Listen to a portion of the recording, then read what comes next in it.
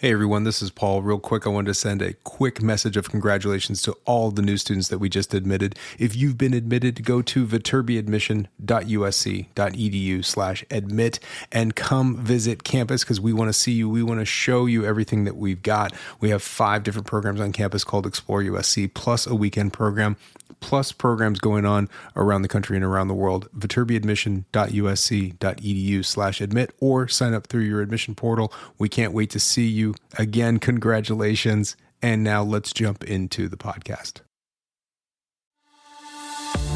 This is Viterbi Voices. Coming to you from the University of Southern California, Viterbi School of Engineering.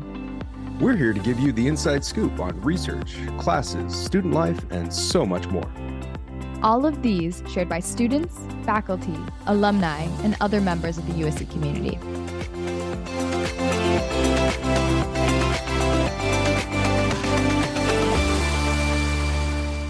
Hi, everyone, and welcome back to another episode of Viterbi Voices. As usual, I am one of your hosts. My name is Paul Ledesma, Executive Director of Undergraduate Admission here at the USC Viterbi School of Engineering. Hey, everybody. I am your other co-host. My name is Maya. I'm a current senior studying Industrial and Systems Engineering here at Viterbi. Well, Maya, it is, we just wrapped up the first week of April. Can you believe it? Yes and no. Also, I feel like this week was very, very long. There was like a month in this week, but at the same time, it doesn't feel like April. It was a long week. Definitely. I can definitely relate to that. We're in April. April's always nonstop for us in the admission world. We have so many different events going. High school juniors and sometimes sophomores are looking and visiting campus. We've got so many different people here, like just this week alone.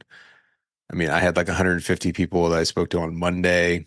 There's another 50 people on Wednesday, another 100 people today on Friday. Plus, we have all of our admitted students visiting. We had our admitted student event on Wednesday, which I think you were at, right? You were there? I was. It was very fun. It was a lot of fun seeing everybody. And then this Sunday, our big open house for admitted students, admitted first-year students, I should say. Excuse me. And it's just kind of nonstop, which is great. But that does not take away this particular episode. This is one we recorded a little while ago, and so I'm excited to get it to you. This is one of our alumni conversations, and this alumna is a fantastic woman. She has done some really, really cool things. Pretty awesome, interesting, unique, and very exciting career path. Caitlyn Sarian. Caitlyn is well, let's see. How can we best describe her? She got her bachelor's degree in mechanical engineering.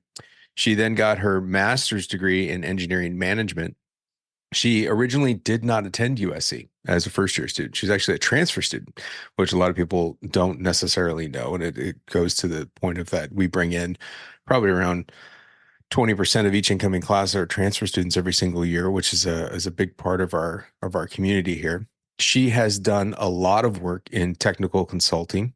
She's worked at EY. She's worked at DLA Piper. She's worked at, then moving on to TikTok, because the overwhelming threat of her workload when it came to the work that she started doing was she got very quickly into cybersecurity and consulting specifically on cybersecurity. That's where kind of she made her name at EY and then translated to a bunch of other different agencies, eventually landing at TikTok as the global lead of cybersecurity advocacy and culture.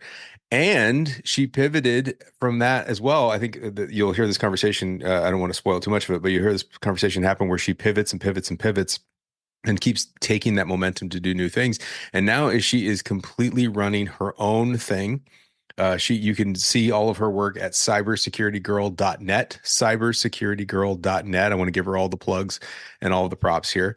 She is a leading cybersecurity influencer and leader in the community. She is an empowerment advocate for women everywhere and an entrepreneur, and definitely has a ton of different awards. They keep on coming. You can follow her on TikTok. You can follow her on all the different social platforms at Cybersecurity Girl. But I don't want to take too much away from it. Let's jump right into this conversation to get caught up with Caitlyn Sarian, and both Maya and I will be on the back end of this to catch up with chit chat and our usual witty banter.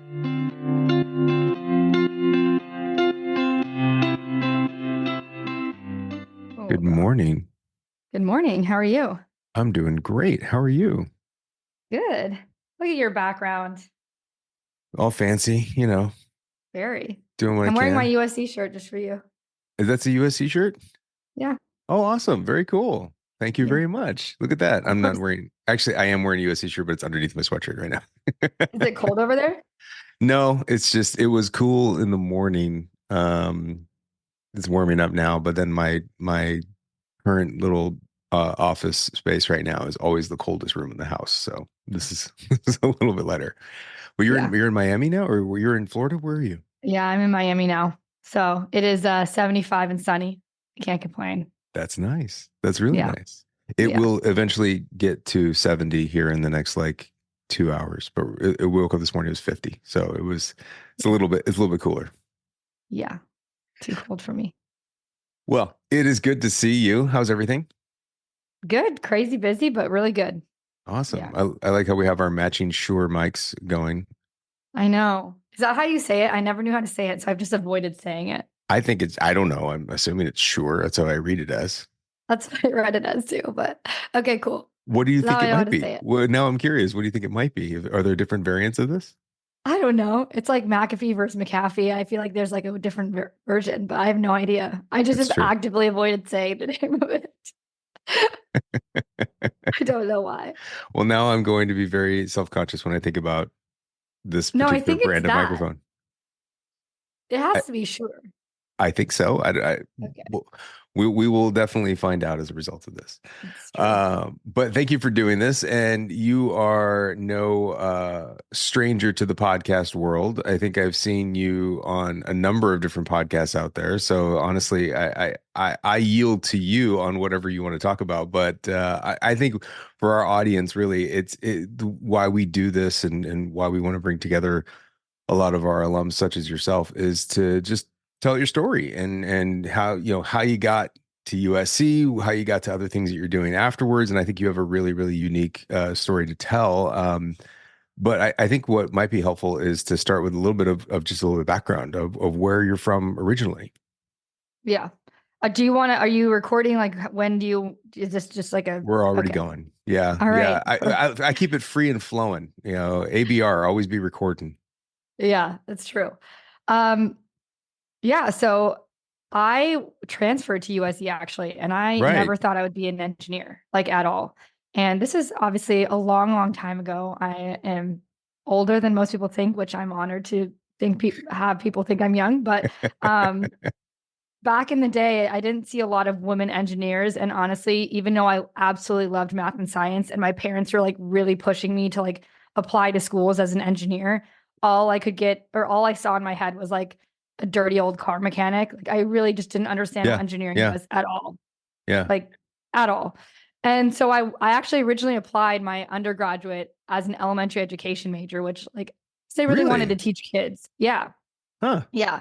And I really wanted to do that. And I went to SMU my freshman year, and then I ended up transferring in like a really random way into engineering. I was somehow put into an intro to mechanical engineering track, and I ended up loving it. And it was really hard, but I think that's why I loved it so much. Like I secretly love like challenges and problem solving. And so Yeah. when I started realizing, okay, I'm actually in engineering now, maybe I should transfer to a different school because, I was like, I could probably get a better scholarship and, and then it could be closer to home. So I ended up applying to only two schools, USC being one of them.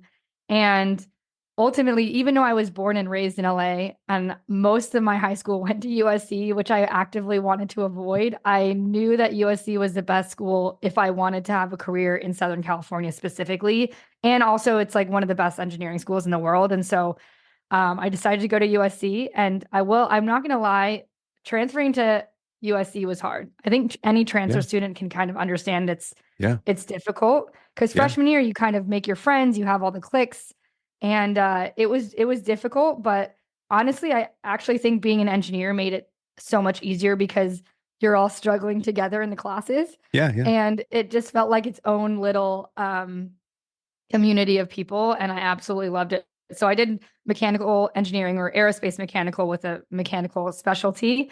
And I did that because I actually had no idea what type of engineering I wanted to be. I just knew that I wanted to be like a problem solver and have like the Right. basic understanding. Because again, I had no idea what engineering honestly was. Like I just was Yeah. like, teach me something. Let me like have this standard baseline of like what an engineer is, which is why I did mechanical. And then I was like, I can go from there. Once I get that, standard framework, I'll be able to kind of transfer and do whatever.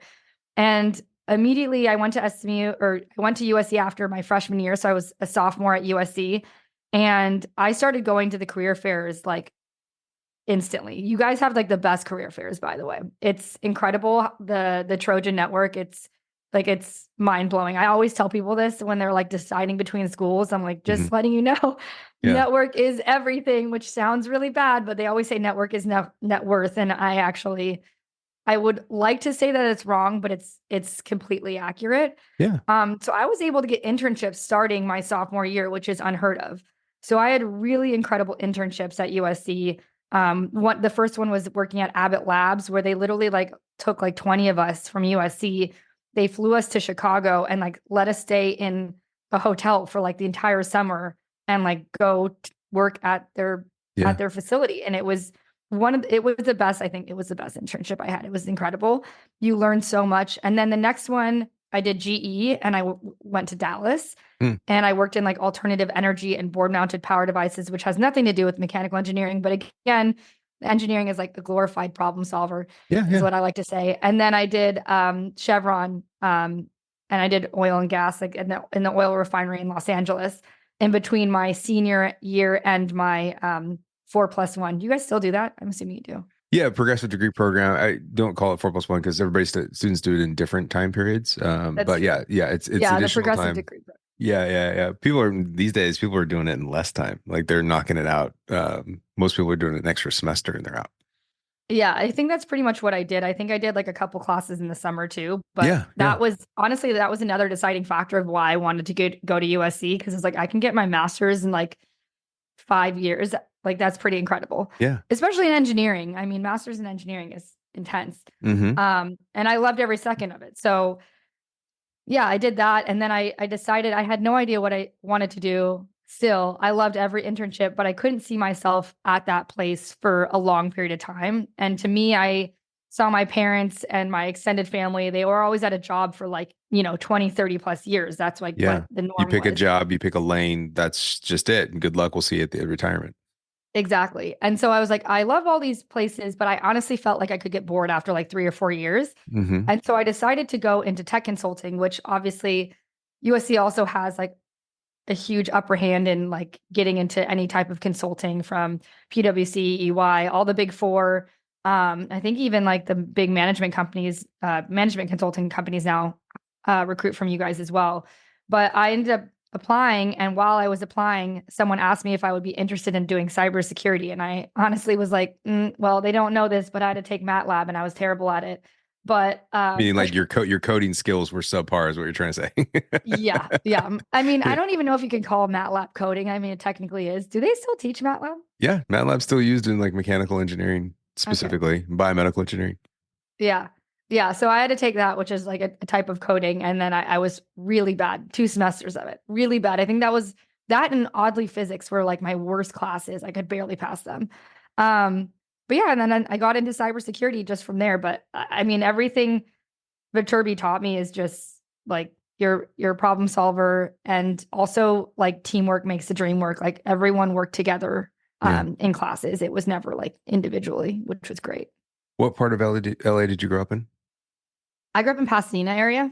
Pasadena. Okay, great. Yeah. And so Pasadena, and then originally you had looked to go, you wanted to get away. You didn't, because you had so much USC surrounding your life, and so many people wanted to go to USC. And it's natural, the idea of like, okay, I'm going to go somewhere else.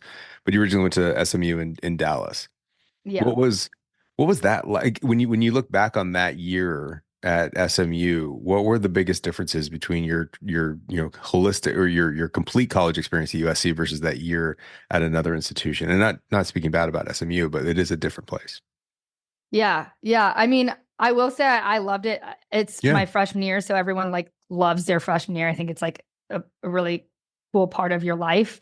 I also was a It's your cheerleader first there, year. so it It's was your like a first year of very, freedom. Your first year of freedom, and you're gone, and you're away from home too. yeah. And I always wanted to go home. Like I used to tell my parents to like send me to boarding school or because I like did not want to be near the house. High school was not my like glory years. I will say that. High school was not fun for me. But then I went to SMU. I was like a cheerleader. I was like able to travel with the team. It was That's a fun. very, very Yeah, different experience. yeah, that's super fun. Yeah. And then but you didn't want to stay there. I didn't want to stay. Well, I did, but I didn't. I knew that I'd be able to get scholarships elsewhere. And actually, I don't even know if I got a scholarship at USC, maybe a little bit. But I was more intrigued at like, okay, well, now that I've changed majors, like where would I get in? And then I was also intrigued, like I knew that like deep in my heart, like my parents knew that USC was the better option. Like I knew that USC was the better option. I see. And so even though I'm like, yeah, I'm gonna have a lot of fun here at SMU, like at the end of the day, I would still have fun at USC and I knew it was better for my career. And then it was all of that in a bag, like a bag of chips, like so much more. It's funny you started talking about how you watched your parents or anyone older than you kind of pick a career and stick with it. Because it's very telling because you've done exactly the opposite. Yeah. And you've been even in just your internship path at USC, jumping between, which is so awesome, all these different experiences that you had that you can speak of. You've been priming, even with colleges, starting at another college, moving here. You're kind of priming yourself over and over again to be this consistent change maker or someone who's able to make the transitions, even though someone may not want to or not. Has that always been like something that you do? You're just like, okay, I gotta mix things up now. I guess, yeah. I mean, I never really thought about it like that. But I want to constantly like grow and evolve. Okay. And for me, that's like constantly changing and putting myself in situations where I'm uncomfortable. Hmm. Because I like where there's like uncomfortability, like you grow and learn and you do something new. And so I feel like I'm like learning and discovering every time I'm uncomfortable, like a new aspect of my life that I can like either go towards or like, walk down that path or like decide that it's not the right thing for me. Is that a consistent like do you think that's what attracts you to engineering? Because you've brought up this idea of engineering, which it's true. Engineering at its core is a problem solving element, but you seem to, when you describe it, you seem to rise above a discipline and say like, I'm just looking for the problem I can fix. Is that kind of also why you think you move around from place to place? You're like, okay, done, Yeah. fixed, move on, let's find the new one. Like you like to be the agent for hire. Yeah. I mean, that's why I like consulting so much because you always have a different problem to solve. Yeah. Um, but yeah, I mean, I think when you solve problems, you like, I will say I will always be a student in my life. Like not, no matter Got it. what, I'm always going to learn. And if I'm not learning, then I move on. Mm. And so if I'm not like learning and pushing myself, then I'm moving on. And honestly, being an engineer, like you're constantly doing that. Even in school, like especially at USC, like I was studying all the time. Like I was in the engineering library 24/7, but I absolutely, even though it was like torturous, I also loved it. Got it. Because you're constantly again like learning, growing, adapting, learning better ways to study, learning like I don't know, just learning how everything like works in the world. I think it's Yeah. the coolest thing ever. Yeah, totally. When you look back on your time at USC and again that idea of uh, that idea of being multifaceted is that you kind of had your hand in a lot of different pots as far as your involvement goes and what you did. And I mean, I would venture to guess that there's not one thing that you say defines your college experience because you did so many things. Or am I wrong? Is there one thing, or when you look back on college, what do you think of? Like everything. Just I doing everything. absolutely, yeah, I absolutely loved my time at USC. I mean, again, not only did I have all the fun internships like outside of it, but I had all of like the fun extracurriculars. Viterbi always has like amazing events. And then I also, because I love learning, I would volunteer with a lot of the professors. So I Yeah. think Professor Spedding is still there, right? Oh yeah. Yeah. Yeah. So I like volunteered at like the wind tunnel lab with him, and Professor Hmm. Spedding was incredible. He did aerospace, but he also was like a zoologist, I think, major. Like, Yeah. and He he never he studied doesn't the have any effects. he doesn't have any engineering degrees. His degrees are in zoology. Yeah. Oh, I thought he had one. I thought he had an aerospace engineer and a zoologist. Maybe Anyways, you might be right. You might be right. But I remember, yeah, he has all of his background is in zoology and like animal based stuff. yeah. And I didn't like no one knows that because he like teaches it like senior level aerospace engineering classes. And Yeah, so we were studying the effects of this like Amazon bird, Hmm. like the feather in the wind tunnel, which was like the craziest thing. And then even my senior design project, we were deciding if we could like generate electricity on the moon um using like a Crookes rhodometer. I think that's how I say it. I haven't talked about this in like literally This is 10 years. years. This is years. Um Yeah.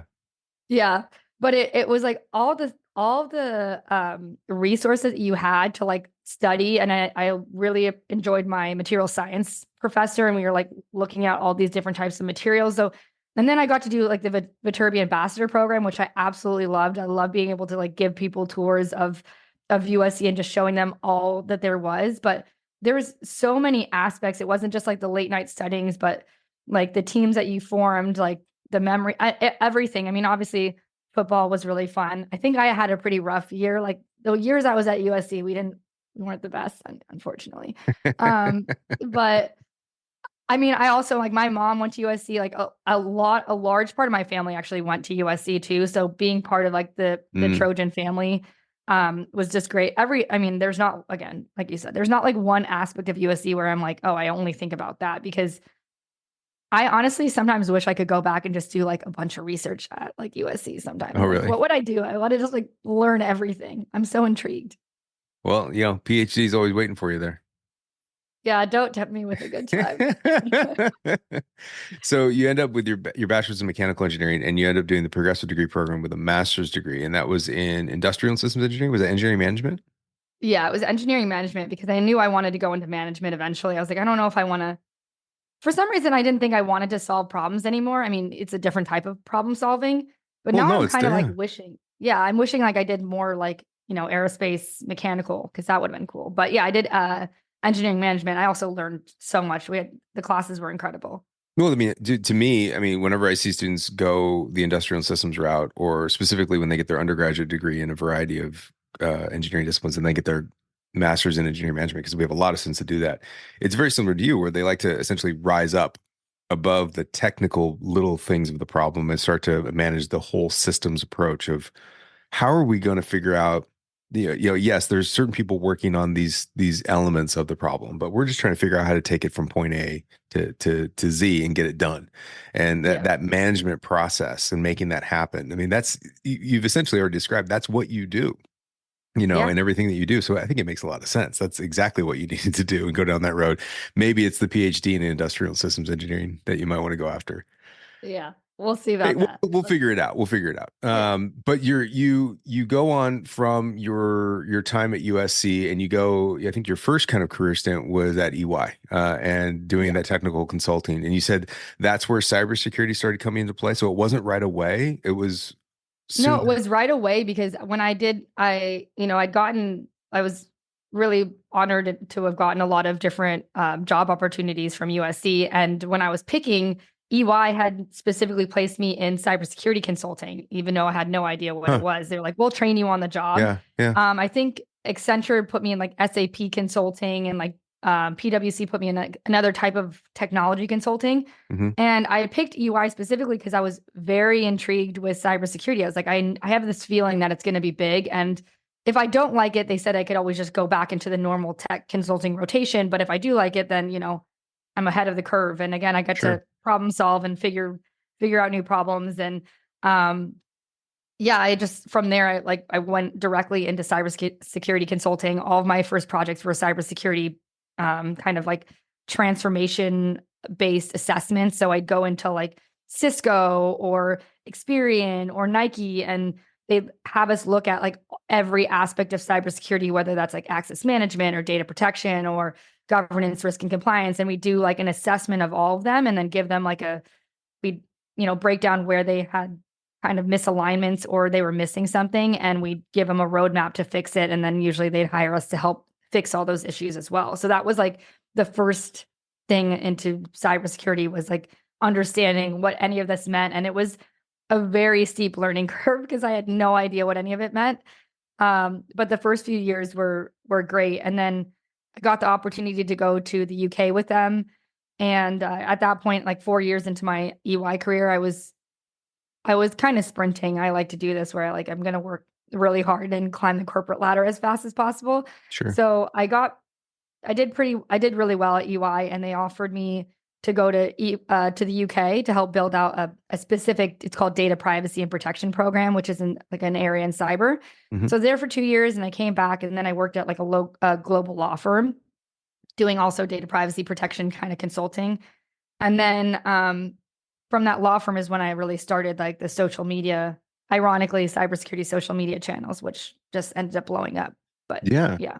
And I want to get to that, but I want to take a quick pause and discuss what a profession in cybersecurity looks like, because I think for the layman's and from the outside perspective, that sounds like and it seems like it should be an extension of a computer science degree. And you made reference before that like coding is just not your thing. And so how do we how do we bring these two worlds together and help people understand what the profession or the industry, the practice, everything related to cybersecurity is? Yeah, no, I love talking about this, Paul, because you don't need to know how to code to get into many areas of cybersecurity, although sometimes some areas do require coding. Yeah. But there's so many different technical and non-technical areas. So I like to say cybersecurity is kind of similar to like a science, right? When we say we major in a science, we are not just majoring in a science, you're majoring in, physics or chemistry or whatever else. There are so many different domains within cybersecurity that people don't realize. And so, like I said, there's access management, which means that you're responsible for the systems that are in control of who has access to what data. And that doesn't seem like a lot, but for large companies, that is huge. There's also governance, risk, and compliance, which is, if you're a type A person, it's for you. Like governance, risk, and compliance is basically like helping companies basically stay on track for any cybersecurity, data protection type of audits. So there's a lot of regulations around cybersecurity, whether that's, healthcare regulations like HIPAA or, privacy regulations like CCPA, which is the California Consumer Privacy Act, which you guys are right in the heart of California. So a GRC team, or governance, risk, and compliance, is like a huge thing, and that absolutely requires no coding. There's also data protection and privacy, which is what I really started specializing in, and that was you're helping companies understand what their like crown jewels are, like they're not most expensive, but like most important thing. And then you're learning what mechanisms are in place to protect it. And you're also seeing like how you can protect it a little bit more. So for example, we always say, okay, Coca-Cola's recipe is like their crown jewels. Like if they were to ever lose that, you don't want to lose that. So how are you protecting it? Who has access? It's like the whole thing. So, and then the privacy aspect is similar to GRC, but you're making sure that your company is abiding by like privacy rules and regulations. So there's a lot of areas like that which require absolutely no coding. They do require some technical skills. I'd like to say if you know how to like use technology, like you get a new iPhone and you can kind of figure it out, you'll be able to figure out the technology that is involved in cybersecurity. It works. Now, then there's the other side of it, which is like kind of the ethical hacking, which basically means that you're hacking for good. You're like the good guys. And those require coding because your job is to protect companies by showing them where they're vulnerable. So a lot of times there's these things called bug bounties. Companies will put out like, hey, if you're able to get into this system, we'll give you this amount of money.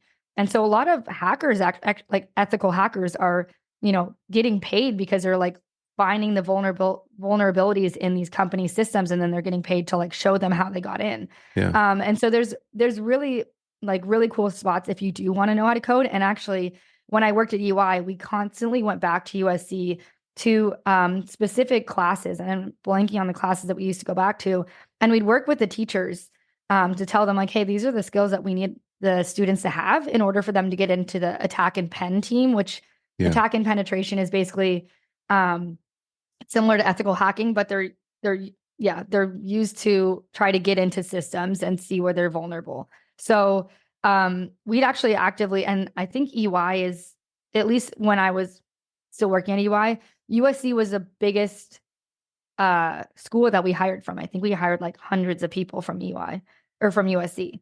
So I mean, there's all types of cyber careers that no one really understands or recognizes. And for me too, like similar to engineering, where I thought it was like a dirty old car mechanic, I thought a cybersecurity person was like a guy behind a computer in a black hoodie. And so, there's so much more. And again, you don't need a certain type of degree. I mean, engineering is great. And then Yeah. especially if you want to go into the more technical coding, obviously like software is great, but you can, as long as you are actively excited about like problem solving, I think and you have a degree. I'm biased. I love people that have a degree in engineering, but Right. Well, at its core, it's similar to what we were talking about with industrial and systems engineering and engineering management, is that it's complex systems, right? And it's yep. understanding the intricacy of those systems, the interplay, especially at large companies. It's never one system. Usually those vulnerabilities exist because of the overlap of differing systems. And it's like, oh, we forgot we have that over there that provides this access. And oh yeah, no, that's old. We don't use that anymore. All these different things that are, I mean, I always worry about it at USC, where like we hear all these stories about hacking and email servers being hacked. I mean, just in the last, gosh, less than 10 years. I mean, in your like professional career, you have these huge monumental, hacks of entertainment companies, right? You've got that have made the news, and then large retail operations and hacks that go on there. And I'm always thinking like, man, if they can get a hold of emails, that's just not good. Like any company can be vulnerable for what someone says on an email, even if it's back and forth. It's some pretty crazy stuff. Not to mention like just stuff that was in the old days. We would send back and forth files, like Right. just to make sure that we were, hey, check this one out, look at this. And now it's like we never want to email files back and forth because the possibility of an email being let loose could have all sorts of identity disclosures that you don't want to happen, and we have to protect that identity very carefully. And so now it's very careful, like stop sending spreadsheets, quit emailing spreadsheets. There's Yeah. profession, there's protected information there, so we got to make sure we're doing that. And it's always getting people that are used to doing the old stuff to try to come back on the new stuff. Like use the lockdown shared drive. It's also Yeah. makes it a lot easier in your computer than sharing giant spreadsheets back and forth to one another. Yeah. I mean, cybersecurity is actually insane. And I think I also love it. And I've been in it for so long is because, like I said, there's so many aspects of cyber and it's constantly changing. Like I am always having imposter syndrome because there's no possible way for any human to ever like grasp every concept of cyber. It's just impossible. No. And if you actually talk to anyone in cyber, even like the people that have been in cyber for like 30, 40 plus years, they all have it too, because every day it changes. Every day the risk environment, the landscape changes. And so if you're like me and you're just like, you get bored of stuff easily, I would definitely consider cybersecurity too. Because once you're in like one area of it, it's really easy to like move into different areas because you kind of understand like the basics. So you bring up imposter syndrome, and I think that's an important thing to discuss, because it's come up before here with a number of not only our students, comes up with our faculty, it comes up with professionals and alums like yourself. And I think it's important to talk about it as frequently as possible because it is in everybody and it just manifests in different way. I guess is my opinion of it. And my opinion is that whenever someone is able to talk about it or identify it in themselves, it usually means that they're one of the best people out there. Like it's the ones that don't have the imposter syndrome that I'm actually worried about. Do you ever run into people that don't have any sense of like imposter syndrome? You're like, oh, you're a little too confident in what you do. I kind of usually actively avoid people like that. I'm like, they're not good Right. for me. I don't want to be Exactly. here. No, they're not Yeah, helpful. they're not helpful. But yeah, no, I every day I'm like, I don't know how I got here. I just know that I'm just like one step in the right direction, get 1% better every day, keep learning and But kind that's your of, superpower. That's my point, is that that's your yeah, superpower. Don't you think so? yeah, sure. You don't believe it. I don't, I, yeah, I'm really weird about superpowers and stuff because I just feel like I don't want to get a big head. I just want to be as close, like down to earth on Of the ground course. as possible. I get it. Um, which I mean, to my own detriment, because people are like, Caitlyn, like you can't keep saying that you're like not intelligent because it makes people seem like feel bad about themselves. But I'm like, I just think I'm like an average human that just likes learning. Right. There is another side of that, which is like you can't claim to be an expert in something and also say you have no idea what you're doing. Like it's two Yeah. different. You can't use both of those at the same time. Well, to me, an expert is like if you've been in a field for like more than 6 years, like you should be considered an expert. Should, but that there's a lot of people that are in a field for very long and are not an expert, which is a whole other ball of wax. It's But I true. guess I guess my point is I think imposter syndrome is something that the more that you talk about it, the better it becomes. And I also believe that because I'm a huge believer in the fact that someone's largest skill set often manifests or can manifest as their greatest weakness. And Mm, it's just this idea of whatever side of the bed you wake up on that day or however you're leaning in that direction. And and so it could be like what we've talked about so far is that you've kind of been this self-effacing version of yourself where you're like, yeah, I get bored of things, so I hop around a lot. I'm like, no, actually, I think that you're just constantly moving because you do like new problems to solve. And that's how you know you're comfortable. It's like you love that right. discomfort, but you're own it. That's your Yeah. power. You're because a lot of people, me included, I don't want to do new things. I keep going down the same road. Yeah. I have a crazy one. It's a good thing. It's No, not. It's not I crazy. wouldn't That's I my wouldn't point. change any part of it. That's my point. Is that's not crazy. And the idea of imposter syndrome specifically to high school. Do you think that that's something that you had coming out of high school, going into college, or is this Yeah, I something that's do think recent and like the professionally? college yeah, I do think like the college application process really breaks people. Like it was really hard. Hmm. It just because like you're getting like rejected a lot. I mean, Yeah, I got rejected a decent amount of times. I don't know how many like other people got rejected, but like it I it's like a sad, scary rejection. Um, I do think yeah, like I definitely when I went to USC because I was a transfer, I really felt imposter syndrome. Like I was like, I don't think you're always on the outside. Everyone yeah, knows something you don't know. yeah. You're like, what do I not know? Who do I not know in this class when I walked in? Exactly. Or like people looked, I don't know, I feel like people sometimes look down on transfers because like, oh, you couldn't get in the first time, so you had to do it again. Maybe that's just like in my head. It's totally in your head. But yeah, I know it doesn't take it away. It doesn't Yeah. unvalidate it for you at all. But it is. Yeah, yeah. But that's what was in my head. And I was like, felt like I had to constantly prove myself that I was like worthy and capable of actually like succeeding at USC. Um, because again, like SMU and USC, amazing, but a little bit different of a caliber of school. Um, and so You, yeah, I just you felt said like it. I didn't say I I it. absolutely love SMU. I do. It's a great school, but it is different calibers. I'd be lying if I said otherwise. And so yeah, I just felt like I was always It wasn't the right place for you, yeah. and No, that's I mean okay. again, I don't regret any of my decisions in my entire life, even the bad No, ones.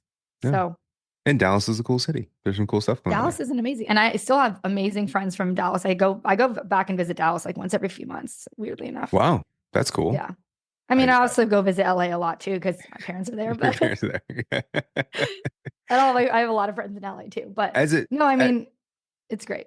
as a transfer student, that feeling of just always being on the outside is something that we talk about a lot because there's as much as we do, we know we're never going to take that out of your head. And so the one thing I tell transfer students, or at least I hear a lot of too, is that after the first couple of weeks, it does kind of go away. I mean, like each new situation is always like, okay, now I'm the only one out again, which is, I think, something that just is constantly repeating itself. But when you're in the class, it's not like you're walking around with a giant red T on your sweater. Like, is that like, oh, there's the transfer student? Like, you walk in The wondering that Scarlet everyone, Letter. yeah, like you're the only one, and then all of a sudden people are like, oh, hey, what's up? Like no, not everybody knows everybody. It's a really weird place where you always know somebody and you always don't know somebody. I think that's how I describe USC, where it's just Well, big enough. Viterbi's pretty small.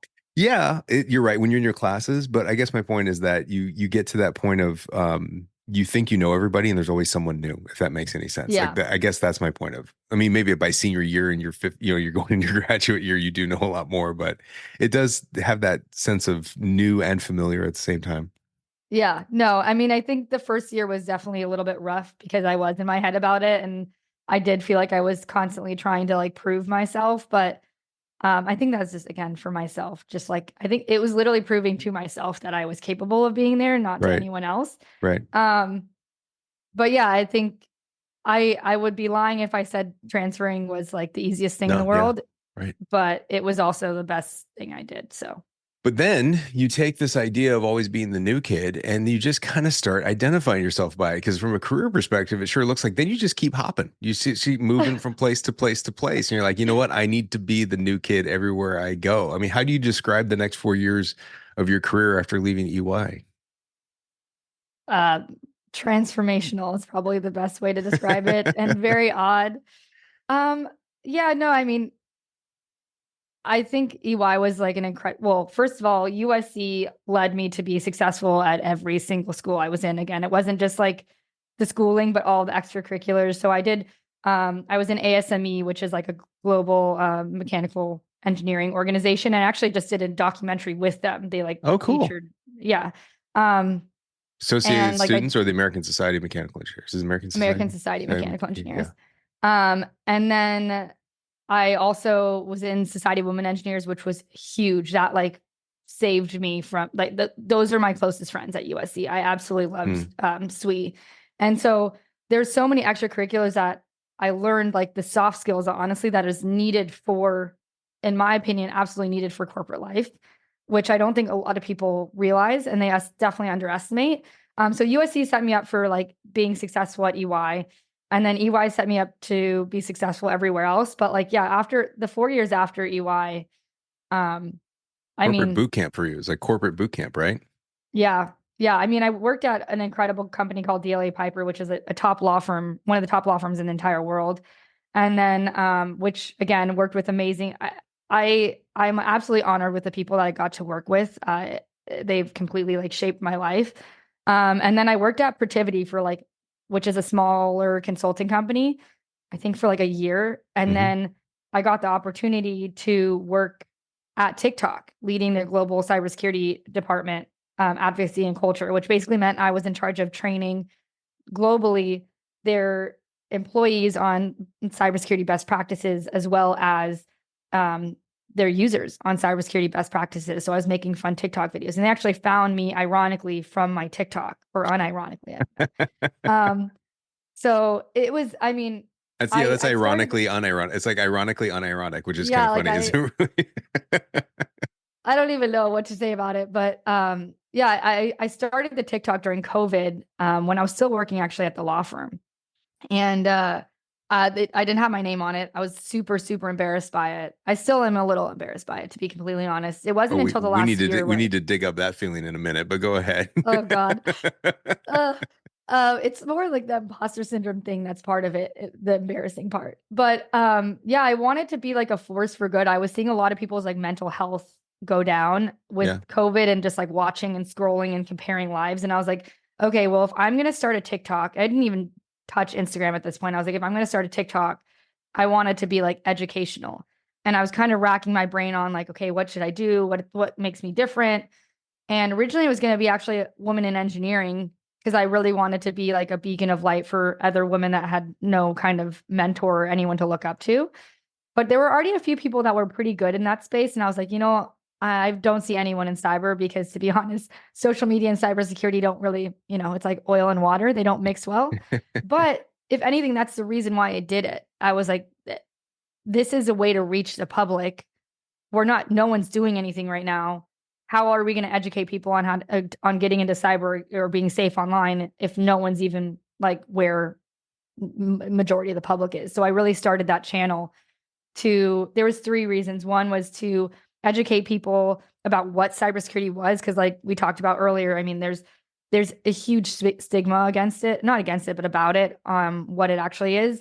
And then the second pillar was inspiring more women and or diversity to get into STEM careers as a whole. And then the third was just overall educate people on like how to be safe online. And then it just blew up, and it just continues to blow up. And I'm really honored, and I don't know what I did to deserve it, but I'm just here to help one person with every video. That's the goal. As long as I help one person for each video, I'm happy. So to bring everybody in on this is your full-time gig now, right? So you no longer work at TikTok. I no longer work at TikTok. But I do want to unpack what TikTok's all about too in a minute. But you now are running this company called Cybersecurity Girl, and this is essentially your tag. People can look you up and find you on Instagram, on TikTok, on YouTube. You have your own website, cybersecurity.girl.net. And it is a super cool platform, and I am fascinated by the idea of the world of influencer. What you just said, like it's a social media influencer, but tech knowledge aficionado.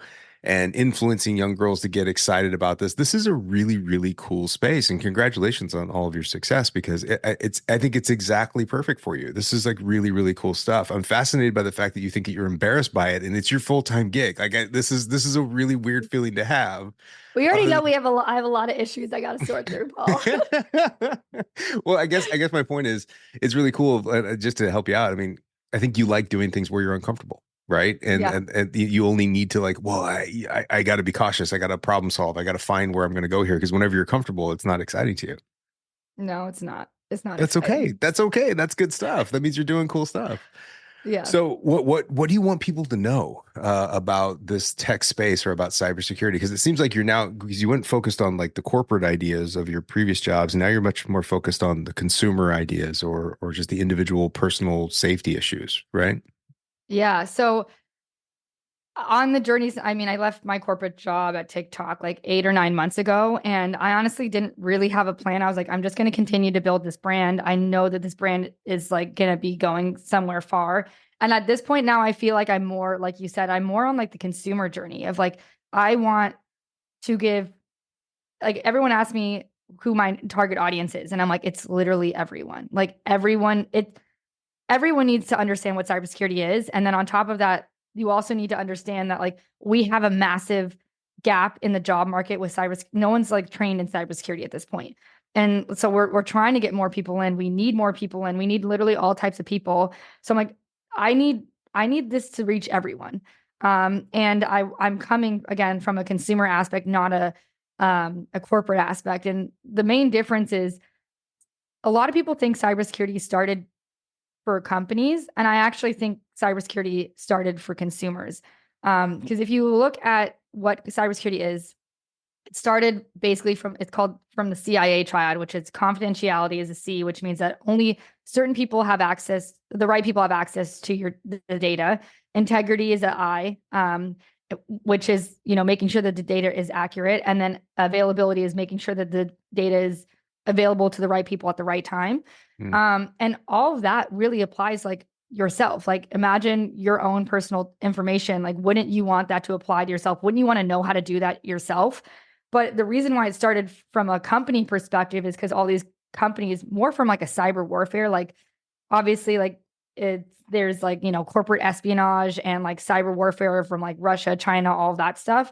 Companies are trying to protect and lock down, but no one really started educating the public on how they can be safe. I always say it's like taxes. Like the government is probably great at like not teaching us about taxes for their own benefit, but it's actually not a benefit for the government now to not teach us about cybersecurity. Right. Because once you start realizing and that you have the power to protect yourself, you'll also use that power to protect your family, your loved ones, and your company. So it doesn't go from corporate to personal. It should be going from personal to corporate. And I've been working really hard on like just getting everyone to bringing cybersecurity topics down to it, like a digestible, relatable, and understandable aspect that's like simple. And the way I do this is I don't understand most cybersecurity topics. Like I literally have to do my own research. Like I really don't. Yeah. And so this is where I think it's really fun for me to do these videos because I'm constantly learning. Like I have news alerts. I'm in a bunch of forums. And when I see stuff happening, I'm like, let me do research and let me like write something about how I interpret it. And then the second filter is, okay, would my mom understand this or my dad understand this? And that's how, like, literally that's every single time. So I get to constantly learn. I get to constantly like kind of hopefully, be on point with what's going on in the cyber world. And then I get to, really not dilute it, but break it down to people for them to understand like how it impacts them on a daily basis. Because if it doesn't impact them, like why do they need to? I just feel like that we live in a world of clickbait, and half this stuff it's not necessary. So I'm just trying to.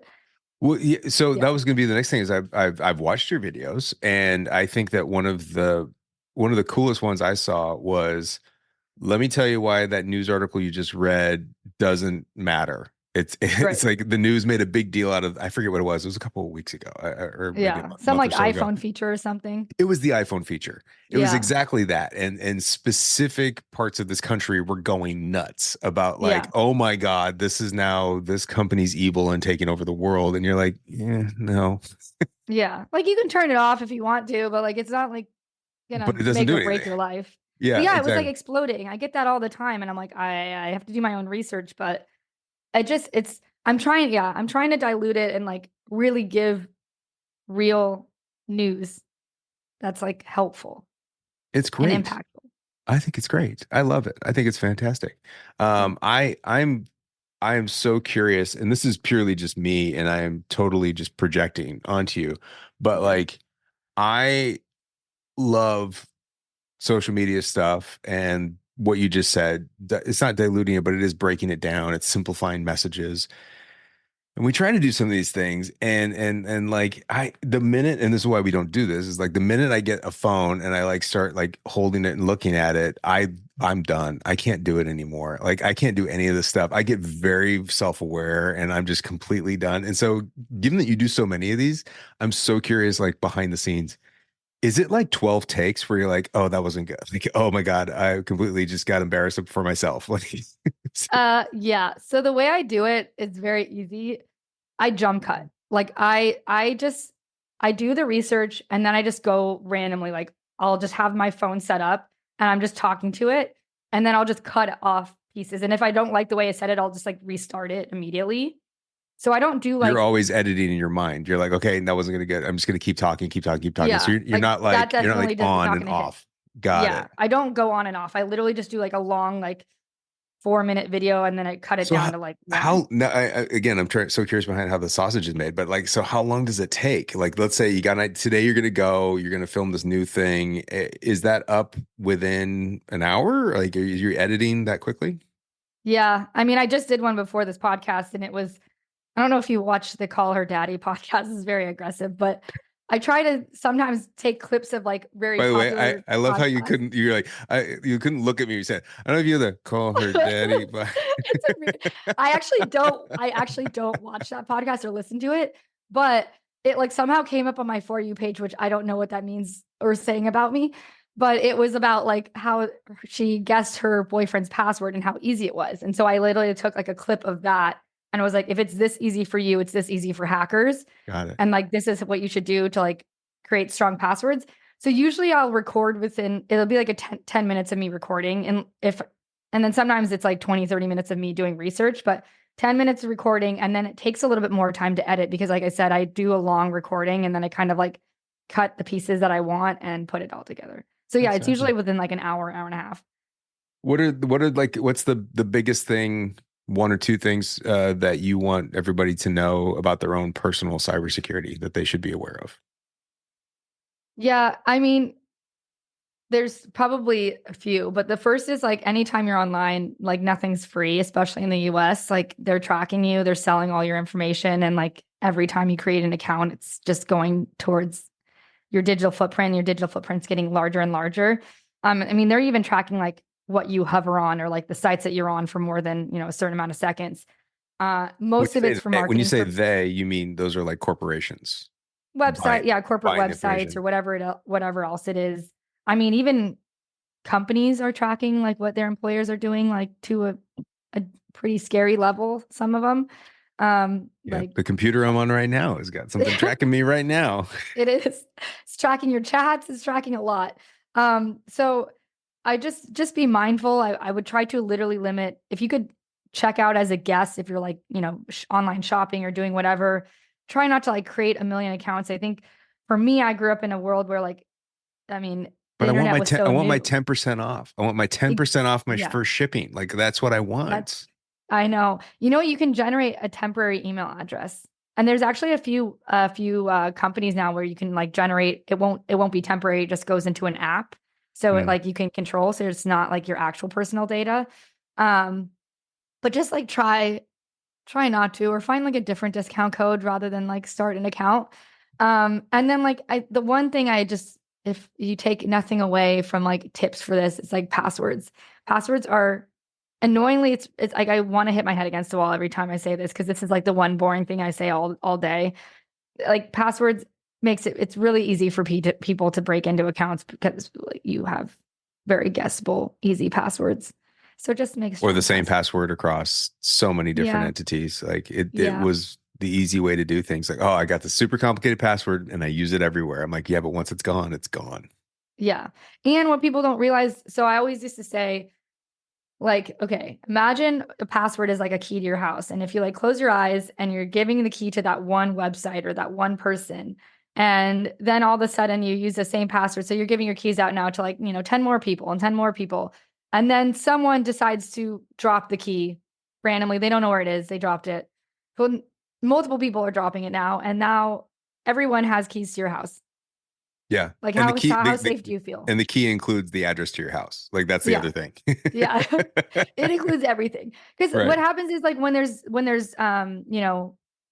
hacks onto like corporate, I mean, there's tons. If you go to haveibeenpwned.com, like if you type in the email or the phone number, whatever, it will say when it's come up on the dark web on for what for what account it was hacked. And every time there's an account hacked with that, like let's say for that example, that email and your password's connected to it, all these hackers have to do is just run the same email and password across a bajillion different accounts and they'll eventually get in if you have the same one. So if you can, and I strongly recommend this, have different passwords for like the big things like financial, like any bank stuff, completely different passwords. Some people really care about social media, so definitely have different ones for social media, healthcare, schooling, whatever ones are most important to you is what I would have different passwords for if you like actually can't like don't want to do a lot of them, but yeah. How do you feel about some of these off the shelf password management systems? One password, dash lane, even Apple has their own stuff.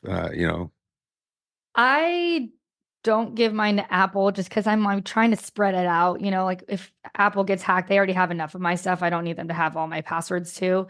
LastPass has been hacked like 5 times. Okay, it's been hacked 2 or 3 times. I would But not use more than LastPass. once, not a Yeah. trivial amount.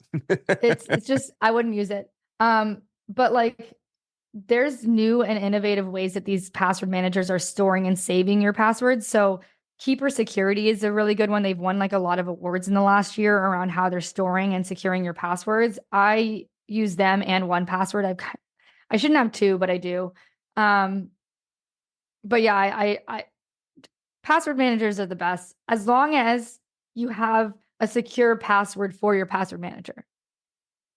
Got it. Because like to get into all your passwords, a lot of people end up using the same password that they've used in the past. And I'm like, that doesn't work. So Do you have this is a personal thing, and if it actually tells you too much, then let's just not talk about it. But I have my own like mental pattern on how I create passwords. Is that how you think most people do it? Like, because I have a thing in my head that only I know. And every site has a different password, but it's because I have kind of a formula in my head as to how I'm doing it. I don't. You don't? What are you doing to make up a password? Are you using the password manager is like they create the new one? So you do the generated ones. Okay. Yeah. Because I use I the used pass to I use have the, it like I use like the passphrase stuff, the so like passphrase is good, like 5 to 7 words. The issue with passphrases though is again, a lot of people have like the same base password, like it's the same first 5, and then they'll add like a 1, 2, 3, or like a 1 or an exclamation, and then once like the first like like let's just say a lot of people like use their home address or like a street address. So like let's say I lived on like Rose Court, and my favorite number was like or in high school was like 77. So if my base was always Rose Court 77 and then I added like a 1 or a 1, 2, 3, if Rose Court 77 was breached recently, there's also an algorithm for hackers to use that generates different ways of versions of that 1Password. So I would just be weary of like not reusing the same like kind of baseline. Got it. Okay. Cool. That's helpful. No, that's great. Yeah. So far I'm good. I'm not. Okay, good. I have a mental formula for passphrases. You have a very smart mind because I the formula that works in my head is not that smart. And I need a password manager to help me remember all this stuff. I feel pretty confident that I could like tell people my formula, they still wouldn't figure it out because it's all internal to me. Like it's like a very Yeah. specific, like this character does something and then there's a keyword. And like the Yeah. keyword is associated with whatever I'm like doing on that site, if that makes any sense, Yeah. or whatever like my purpose of that site is. And then I have a number combo that I will mess around with that I'm Randomly. usually making up Yeah. on its own. And usually that makes sense to me because then I know. I mean, that makes sense when you're saying it. I probably would I remember saw it this that way. thing once where it's like, and who knows if it's true, but I saw this thing once where it's like a computer generating a password can likely be figured out by another computer.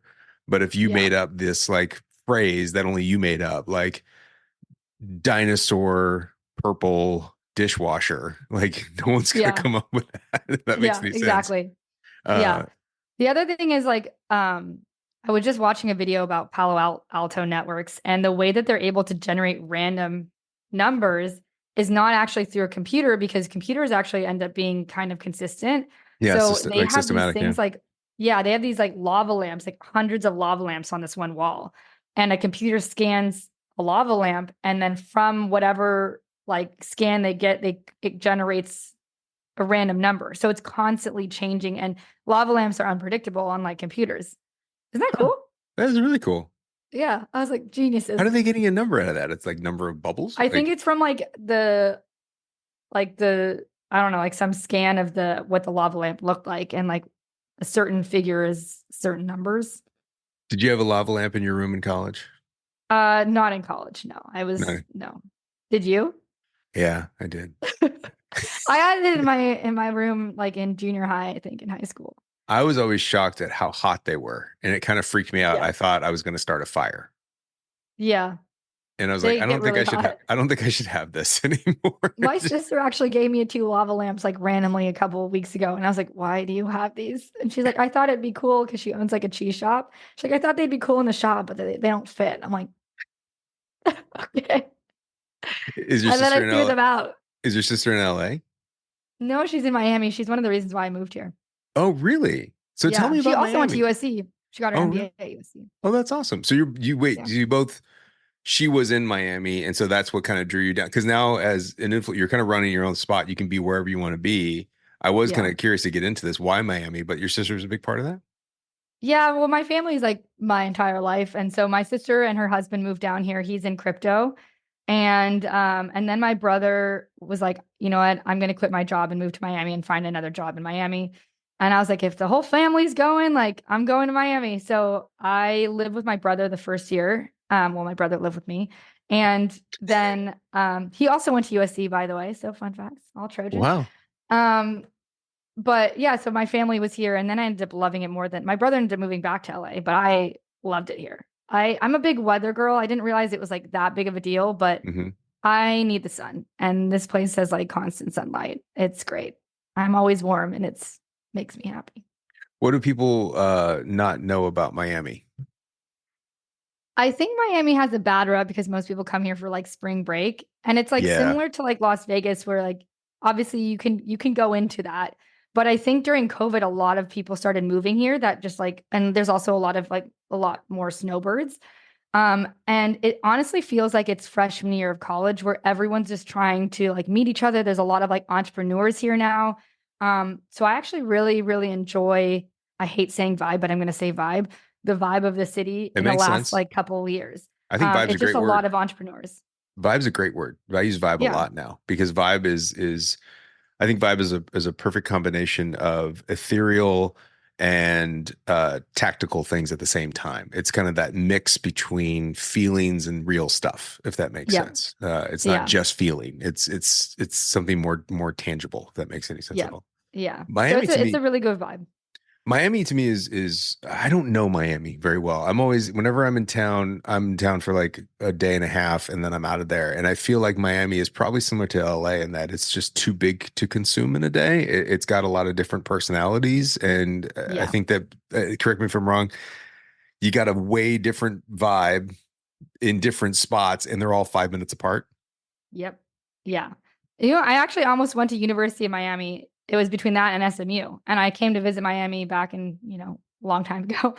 And I immediately was like, I can't live here. And so, and my cousin actually, who also went to USC, um, lives across the street from me. She moved here after she went to USC, and she kept trying to convince me to move here. And I'd come visit her a lot. And I was like, no way would I ever move here.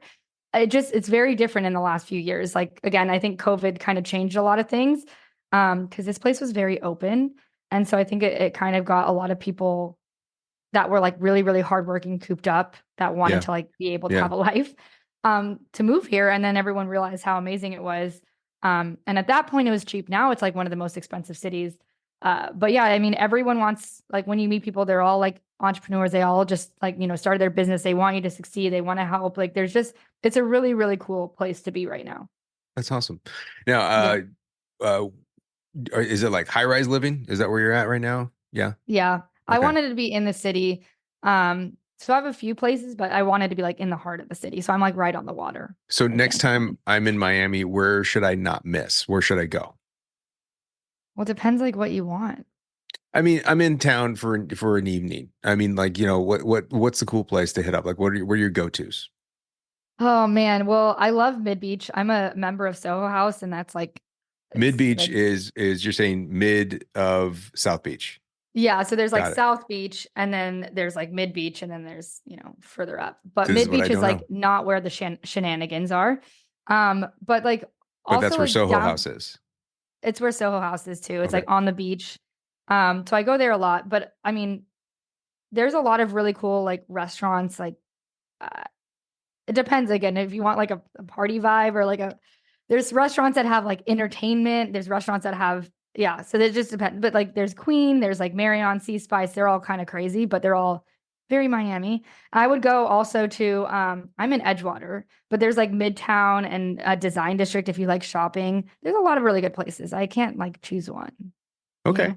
I was in Miami like a long time ago, and it's always been, I told myself it was really great to visit in my 20s, and now I'm like, I don't think I really want to go back.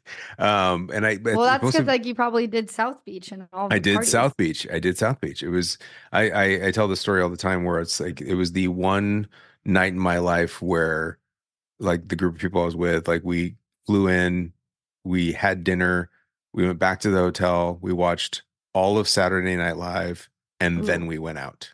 And I was like, Oh yeah, that's Miami. right, and that's Miami. And I can't explain that because I went to bed at 10 last night. Like, and I was exhausted. I could not Yeah, do my normal anymore. bedtime's like 9:30, 10. But here you don't go out and start eating dinner until like 9:30, 10, and then people go out at midnight. Yeah. There's a club that opens from 1 a.m. It starts at 1 a.m. and goes till noon the next day. So people will go before work and they'll just like go and dance from like 6. Headliners come on at 6 Before a.m. work? Yeah, the headliners come on at 6 a.m. and they go from like 6 a.m. till like 8:30 and then they'll go home. There. Mm-mm. Yeah, Work-life no. balance? I don't know. Sure. Yeah, that's what you want to call it. That's what you want to call it. We have I an mean, if you're gonna event. go out at night, what's the difference of going out in the morning? You can still go to bed early. You go to bed at like 8 a.m. or 8 Sure. p.m. and then you wake up at 6. Sure, I guess. I don't know. So we have events in Fort Lauderdale, and that is not Miami, right? Like that. No, No, that's completely different. but it is beautiful and warm. Okay, because it's the same basic stuff. Yeah, I mean, it's like 30 minutes away. Okay. Okay. Yeah. No. So my wife and I have been talking a lot about like we got to get out there, mostly because we haven't done the Keys before. We never always want to get down and see the Keys. I don't know. Have you ever I been down actually there? haven't done the Keys. I mean, I did Key Biscayne, which is like this Yeah, one, but right it's not there. like, yeah, it's not all the Key Largo and all that. But Right. you have to tell me how it is. I've been meaning to do it. I just don't really want to drive that far, even though it's like right here.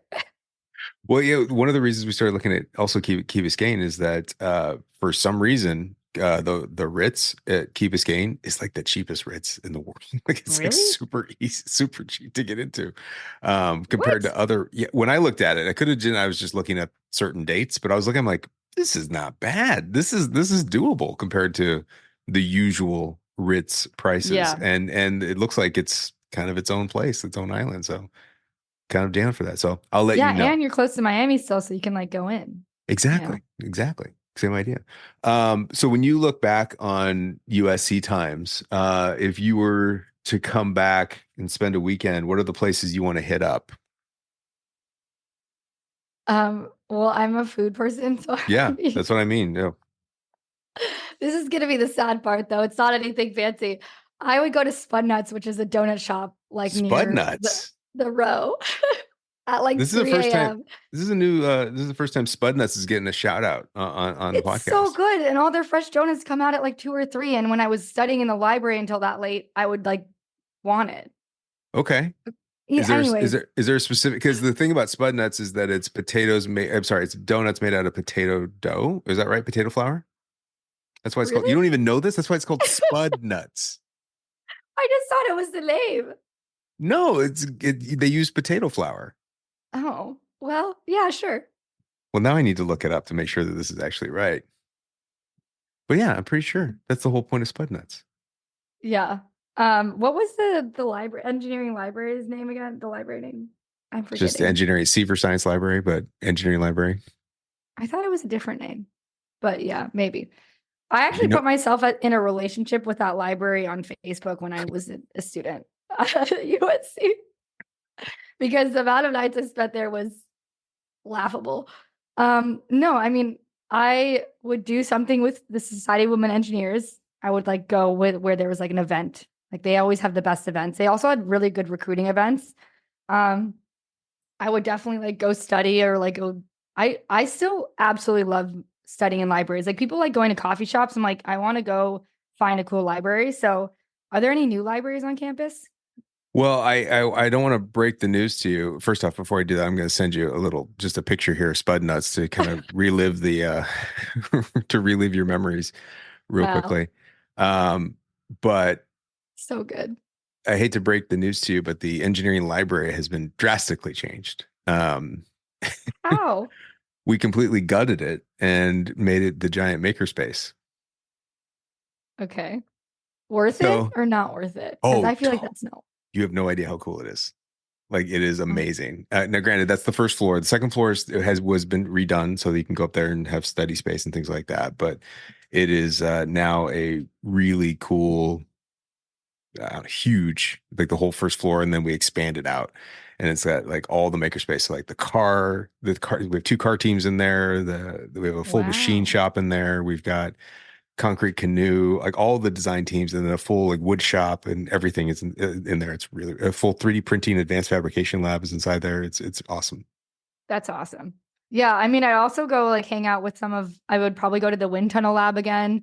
If I could give a tour to people, I would definitely go give a tour because, why not? You know, the Spedding calls Um, that the fabulous fluids facility now oh, because FFF. there's multiple tunnels and then the water channel and a couple other things. So it's all about fluids. Interesting. For those of you guys that don't know, the wind tunnel is like the second largest wind tunnel in the United States. It used to be Yeah. the first largest, and then it was moved from DC to USC. So, and then now the biggest one's in DC, but it's a pretty cool thing. And then also, I was part of like Rocket Lab. I would definitely be part of that again. Yeah. They were the first university to launch a rocket into space. It only took a Still the year only, after I left still the to only get one. that. They're still the only one? Yeah. Still the only one. Do they still like do launches or not really? Yeah. They just broke another record. God, I'm going to get it wrong. They're going to get ready to launch again very soon. And they have feelings that they're going to hit space again. And to be Like the Carmen line? yeah, the Carmen line to be the second to do their own record one more time. But they just broke another record on a static fire test. So like when they get the engine all propped up to see what happens. And I guess they broke some sort of record. I'm going to get this wrong. Whatever's like the most powerful engine ever student built or something like that. But basically it was like it broke all these records of like power. And it's like they're going nuts over it. So pretty awesome Wow. stuff. Yeah, see, that was fun. And then the other one that I did a lot was like the mock model planes. I'm gonna forget the name of that club. Air design team. There we go. There you go. Air design team. All these like you get to like build. It was the coolest thing ever. Like there was and then I'd obviously eat spud nuts. So that's So what ties it all together. get a box of Spud Nuts and walk around all these places and check them out. Yeah. I have one last question for you, just because it's so curious and it's in the news lately, and you have such a relationship, a past relationship with TikTok. All this news going on about TikTok right now, and the Congress trying to sell the company, and everybody's got feelings. What are your Mhm. thoughts on this? What's happening, especially in the world of cybersecurity? Oh boy. I know it's a large kind of thought process, and if you don't want to talk about it, that's fine too. I'll give kind of like a high level thing. At the end of the day, cyber warfare is like a very large thing. And what people don't realize, cyber warfare is all around us, and the craziest thing is we never see it. Yeah. So it's constant attacks from different nation states, and the US is just trying to protect themselves. So I understand where they're coming from. Now, I do think there's a ton, a ton of misinformation and incorrect information about TikTok. Hmm. Obviously, I worked there, and even though I didn't read every single line of code, I can't like obviously vouch for that. The teams in the US are the smartest people I knew. They're like ex FBI, CIA agents, and I don't know where this misinformation is coming from the inside. I don't know if it's because the US only wants, Meta to win because, it's a US based company, or they're just trying to cover all bases. I do know that there are a lot of issues with social media. Yeah. I do think that there needs to be, and they need to be addressed. And I also think this can be addressed if there's like a federal privacy law that Mm. like forces social media platforms like YouTube and Meta and TikTok to be a lot more transparent with, what's going on. I actually think TikTok is more transparent than Meta, but no one really bats an eye because Meta's based in the US. So I just don't I think there's a lot of misinformation. Obviously, like I said, I wasn't able to read like the lines of code that's backing it up, but I was able to work with like the people, and they're all extremely intelligent. Every single person at that company really wants to be as transparent as possible, and has been. And so it's just hard for me to see this like weird power struggle between the US and TikTok, because ultimately, in my opinion, like TikTok is a force for good. Yes, social media is not the best, but again, if we could regulate that, like there's a lot of issues with, kids on social media and all of that. I think there's a better way to mitigate than to ban an app that's, I think, it's helped a lot of people in the US like get jobs, get paid, like that. It's also, bringing a lot of joy. I do think social media is like, it's a whole new beast, but I find it really interesting. I don't know. I really don't know why there's so much misinformation about it. And at the end of the day, I just want, people to be happy. And obviously it's difficult because I understand both sides. I will say I'm leaning more towards keeping TikTok, obviously, because I worked there, and I just think that they've been very transparent. But maybe they're seeing something that I didn't at like inside of the company. But yeah, I get why they're scared. Cyber warfare is a big deal. But this is the other fun kicker. Our data is already being collected and sold to data brokers, and data brokers don't really have regulations on who they sell it to. So if they Right. really were concerned about our data, then wouldn't they start regulating what the data brokers sell or who the data brokers sell to? So that's the problem to go after. Yeah, in Right. my personal opinion. Right. But The I think the data commodity of brokers are data. making the US a lot of money. So I don't know if they're going to be addressing. And to be fair, I don't know how much money the US, I don't even know if they're making money, but I'm assuming like why else would the US be okay with, Well, collecting yeah, all this data? like any other commodity, it's making people money somewhere along Right. the line, and people don't want to know the dirty parts of what was involved to make that dividend. Yeah, because data brokers sell the data. So the data brokers are they're making tons of money. I just don't know where that money is going, or if it's like funding, people in the office. Who Hmm. knows? Hmm. I don't know. Well, So it's interesting. I agree with both sides. It's just, I think there's other ways to solve a problem. it's not addressing the core systemic issue. It's just dealing Right. with all this stuff on the side. Yeah. In my Okay. opinion. Yeah. What Well, do the you last think? I don't know enough about it to have an opinion. I do think that at your point, there's a core issue that needs to be addressed. I think that one of the main issues is the influence and money and power that corporations are having. rather than government, because governments can be held accountable and corporations cannot be. And Right. this overwhelming amount of reliance of government on corporations to do the right thing is, we are only lucky right now because there are a good portion of large companies that are at least making somewhat of an effort or an appearance of effort to be doing the right thing. But that's only because a few key CEOs want to make a statement about values. Right. And so, you know, if that's Tim Cook at Apple saying these are our values and this is what we'll do to make that happen, it sounds good. If it's Meta and Zuckerberg saying we have to look this way and look this way to do this way, great. For TikTok to have an international component and not necessarily have a US driven, top down, or at least from the outside looking in, Yeah. that scares people. Um, but the problem is the fact that they were relying on these corporations to do the right thing, and they're not accountable. They're only accountable to their boards, and the boards are the ones that are deciding whether they're making money. And so at the end of the day, they need to be able to make more money. Well, yeah. And then it's like, who do you trust? Because also, I mean, Meta's actually really good at like explaining all the data left and all this other stuff. And then it's like, okay, so is TikTok, but like clearly you don't trust TikTok, but like you're questioning TikTok, but are you questioning Meta too? I don't know. I No, don't know. no, and that's the So, case. But yeah, but at the end of the day, if we were having these conversations about, I mean, if we removed, let's talk about, these are top companies, right? right. These top companies are so involved in our data as a commodity, and it's intertwined into our lives, and sometimes it's intertwined into our successes and how much money we make. But this is a recent thing because the largest companies before all this were, oil and gas, or like, I think like Coke, Pepsi, like these types Yeah. of like products where it's like, do we want the products anymore? They weren't necessarily affecting our personal lives, if that makes any Right. sense. At least it didn't seem that way. I mean, I could have that wrong, but No. Coke's private recipe was not that big of I mean, it's a big deal to them, but no one else really cared that much. Yeah, exactly. Let me wrap it with some, and I know we need to wrap this up, so I want to give you just this last thing. We have a lightning round of questions. Are you ready to do Oh the boy. lightning round?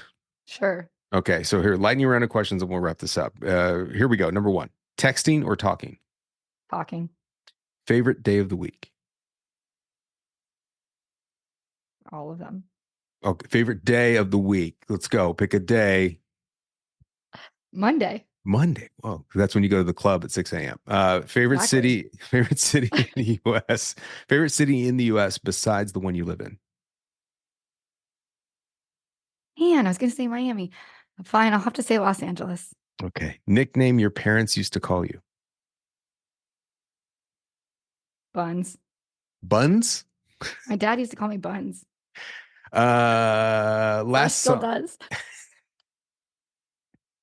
The last song that you specifically like went into your music player, searched for, and hit play on. Like, you like, I want to listen to this song. It was a Christian song that found on Instagram. I don't even know what the name is. Should I look? A Christian song. Like a faith-based. Oh, got a I was faith-based I was musician. journaling this morning during my Bible study, and that's what I came up with. But Okay. honestly, I love music, so Okay. any song really. Would you rather be able to speak every language in the world or be able to talk to animals? Every language. Favorite holiday? Easter, How long does it take for you to get ready in the morning? 20 minutes. Whoa. Scale of 1 to 10. How good of a driver are you? I'm actually good. I know people think that they're good, but I'm good. I'm an 8.5. 8.5. Fill in the blank. Taylor Swift is. I was gonna say woof. I'm not. That was enough. You did it. You did it. Wow. Okay, coming in strong. We'll send the Swifties your address and see what they Oh, do. you know, don't say that. No, she's great. She's an excellent business person. I will say that. Amazing business person. At what age do you want to retire? I'm already retired, in my opinion. Yeah, it sounds like it. Invisibility or super strength? Hmm. Let's say invisibility. I don't know. Neither of them. Is it wrong for a vegetarian to eat animal crackers? No, Okay. I love animal crackers. I'm not a vegetarian, but All right.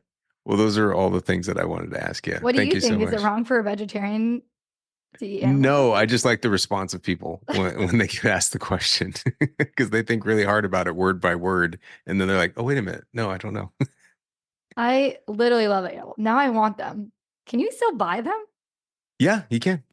You Oh, can. I think they come in different forms now. It's not the traditional. I think back in the day when it was like in the circus animal box, like I think yeah. that was wrong because it was like caged animals in a circus train. Like I think the idea of circus animals is wrong, but not animal crackers. Yeah, no, they're good. They're good. I mean, I think the Miami like aquarium shut down recently because they were not treating their animals correctly. That's sad. Anyways, Uh-oh. completely Oh, separate that's not topic. good. Whole other topic. Well, again, thank you so much for doing this. I appreciate it. It was Yeah, of awesome. course. Thanks for having me, Paul. All right. We'll talk soon. Bye-bye.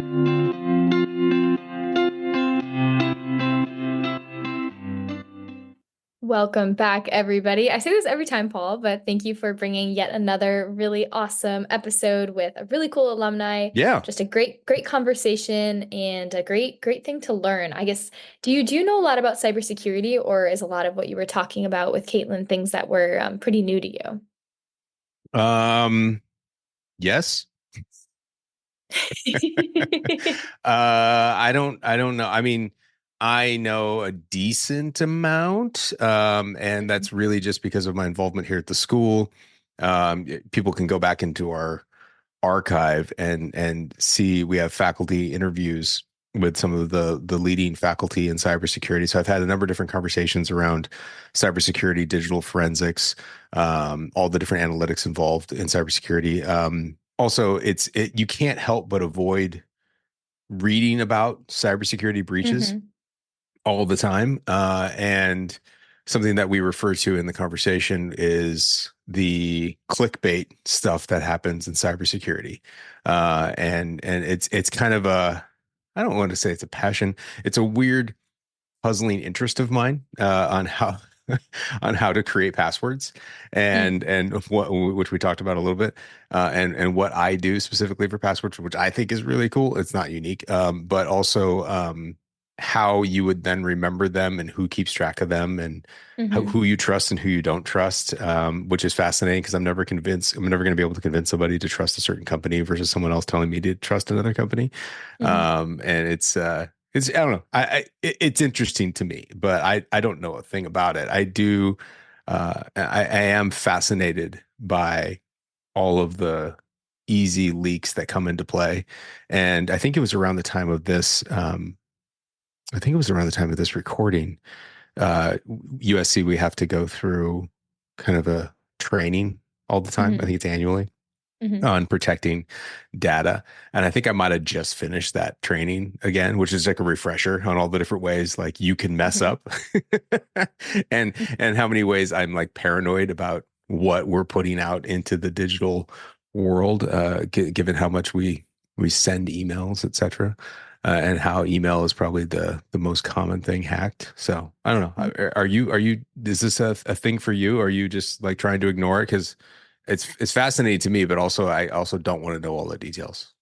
Yeah. I'm probably in that camp where I don't need to know all the details, but I did have the chance to look through some of Caitlyn's social media platforms, and listening to some of her videos. Like, I really like the angle that she takes, where it's really kind of I'm gonna mispronounce Demonstrative? this for some reason. Demonstrative? Um, yeah, or just like how simply she explains things for Yes. people, specifically for Gen Z. Like, I really like that short video format, and I like the level of detail that she gives. She explains like this is what you need to know, this is what you should be aware of, but without getting into all of the nitty-gritty technical aspects that I feel like some people might throw out if they're trying to explain cybersecurity. So I really like what she's doing, and I'm really excited that you brought it to the podcast. This is a tangential conversation to what we were just talking about. Not to throw it back to that word, but it's a tangential conversation about the demonstrative methods of social media, quick cuts. Hmm. And we talked about it a little bit in the conversation, but that format of like a person talking into their phone and it's like, it's like super energetic and whatever. And I get it and I understand it, but Hmm. is that something that actually resonates? Like, because to me, I'm like, I just constantly see it as, and I think Caitlyn does a great job. Don't get me wrong, it's about Caitlyn, but all the other things that are out there, like all these quote Mhm. unquote social media influencers, like I'm going to show you how to, cook this item. I'm going to show you how to like save these herbs, and it's just like, okay, this is a little too much for me. It turns me off a little bit. Is that just me being grumpy old Mm. man? That's actually a good question. I wonder whether it's so popular because it's what other people are doing or because there's some psychological backing that says like this is what people, particularly Gen Z people, are wanting Admi- to consume. Admittedly, it's hard to click past it Hmm. because it's so fast moving. But it's also just, I don't know, it's like saccharine laden. Like it's so saturated with not her, again, not Caitlyn stuff. But some of these other things are just so saturated with seemingly demonstrative energy.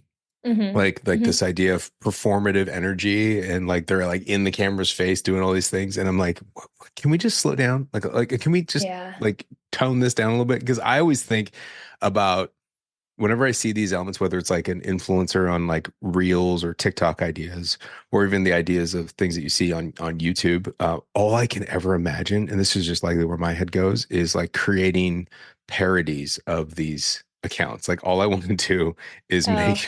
make versions of this that are purely tongue in cheek, but like dramatically go wrong somewhere along the way.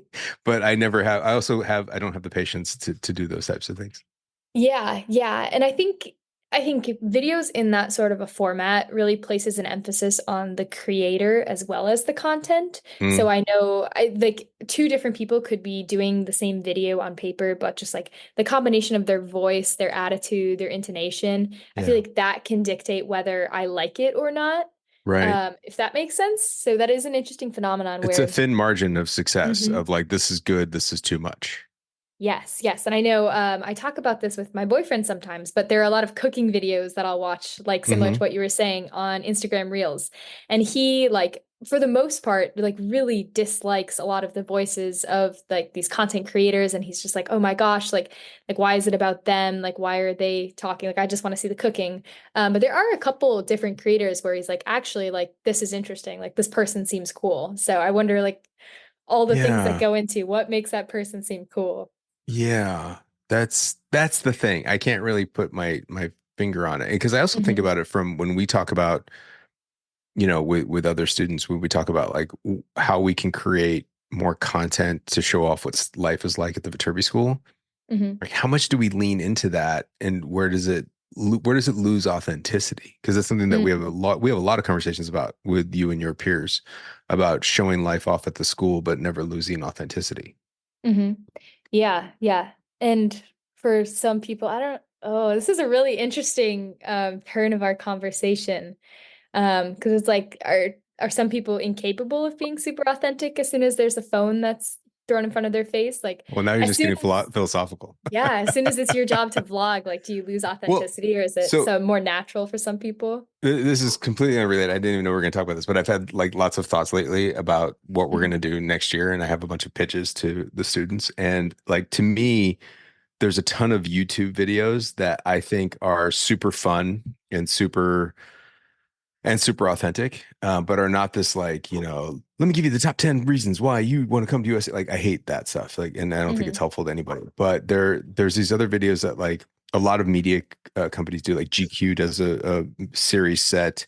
Vanity Fair does a bunch of different things. Wired does a bunch of these. Like the Wired autocomplete interview. I think that is super fun because it's like, have you seen the autocomplete interviews? I don't think so. So it's like what's the easiest way to describe it? It's a celebrity talking about a movie that's coming out, and let's say like pick a celebrity. Let's say it's Ben Affleck. And it's like the Ben Mhm. Affleck Wired autocomplete interview. And he has this little printout that they made for him, and it's a Google search bar. Oh, I have seen And it this. says, "Is Yes, Ben Affleck?" yes. And he reads it out like, "Is Ben Affleck in this movie?" And then it spawns them. It spawns a story, or it creates a story from Yeah. them about whatever that topic is. Like, did Ben Affleck, date J-Lo, all these different questions, and it just goes on and on and on. Mm. Is Ben Affleck and Matt Damon really best friends? And then they tell the story of that whole thing, and it just goes on and on and on. And so that would be kind of fun to do. Like, Hmm. is USC, and then we would go through and see what types of top questions, because from Autocomplete, it's Hmm. based on like, is Ben Affleck, and then all the Autocomplete answers. So we would do those types of questions. Is USC Viterbi? What does USC Viterbi like? We come up with those different things, and then we have a couple students like answer those questions and have fun with it. And then the other one Interesting. is GQ does this one I just discovered about like top 10 essentials. Like, these are the things I can't live without. And like Caleb Williams has one. A couple different athletes have them. And it's just things that they love. And so like Caleb's got his beats, and he talks about why he loves his beats. He talks about like his favorite snack. And Hmm. we can grab USC Viterbi students to talk about like your top 10 essentials, like what's Mm. your day to day like? Oh, this is my sweatshirt. I wear this every day. This is my good luck charm for tests. Or, here's my phone. Here's my Google Calendar.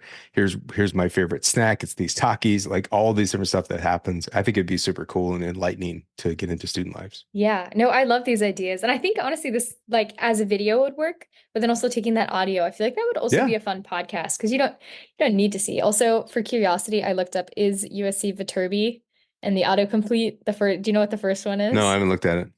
Is USC Viterbi good? Exactly. Right. Like, this is what people are searching for. Like, you know what? Let the internet tell me whether something's good. Yeah, yeah. Wait, that's funny. Okay, when I click on it, what comes up? US News and World Report, Quora, Reddit. Yeah. Right. Right. You're right. Awesome.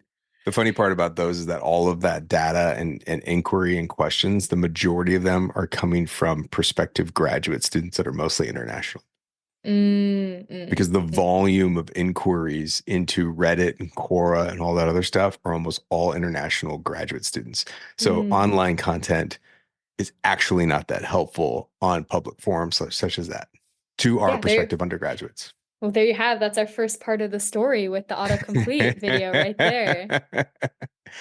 Well, no, we don't have to describe the results online. It's just that this is what people are searching for. So let's have a Hmm. Hmm. conversation about it. No, there's an interesting narrative about that too. That like that interesting start. Like who is it who's looking things up online? Who is it who's putting out that Hmm. content? And like Hmm. where do you actually find good content to answer the question? Like, is it good? Hmm. Hmm. Yeah.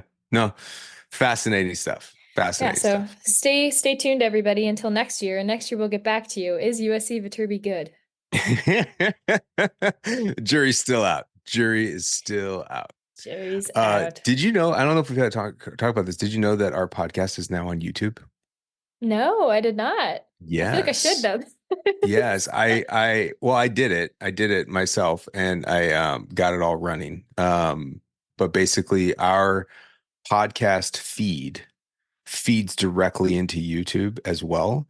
And so Mm. it is an opportunity for people to listen to our content on YouTube if that's where they get their content. The cool news is that when people are searching things inside of YouTube, because that's becoming more and more a common thing, the results of 300 and something episodes of our podcast and all the text and the descriptions are being searched and indexed and then resulting in plays, Mm. which is very cool, Exciting. right? Because in the last, like, I don't know, week or so, we've already had hundreds and hundreds of listens across our entire archive.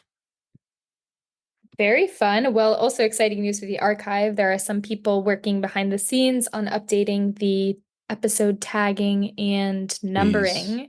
Yes. So there might be some new podcast playlists to play Yes, around with. yes. We should talk offline about that and make sure that we've got some consistency there, because I don't know if I caught it at a weird moment. There was not consistencies, Hmm. but maybe you Yeah, caught it. it's in progress. We'll Okay. talk about it. I looked at him like, that's not a tag. Yeah, People, yeah. people were It like it writing. was it was on track, and then I think the train blew up, and it's all over the place Because now. I picked up one and I was like, one of the tags was, I don't remember, but it was like fun stuff to do in LA. I'm like, that's not a tag. Like, Yeah, we have yeah. we have a list, we have a database. There's a library, there's the database somewhere, but I'm glad you're aware of it, because it was something super, super funny to me. I was like, I don't see that. hmm. Hmm. And I will have a playlist of things that are specifically super, super fun things to do in LA. Everybody has to like write this out for like 100 episodes. Right, right. Well, I think we have a category similar to that, but the point is like writing them on the Hmm. fly like that I know. doesn't I help think the I database. think I think the category is something like fun, like Sure. FUN or like LA. So Right. it's funny Whatever that it's it's gonna all wrote be, out. it's gonna be fine. Are you in LA right now? I am in LA, I never yes. know where you are, so that's why I have to ask. Every Friday you're in a different Yeah, part of the country. yeah. I was in New York last weekend. Cool. LA this weekend though. I have a lot of grad picks that I'm doing, and we have the open house on Sunday. So, That's right. Open house. It's gonna be fun.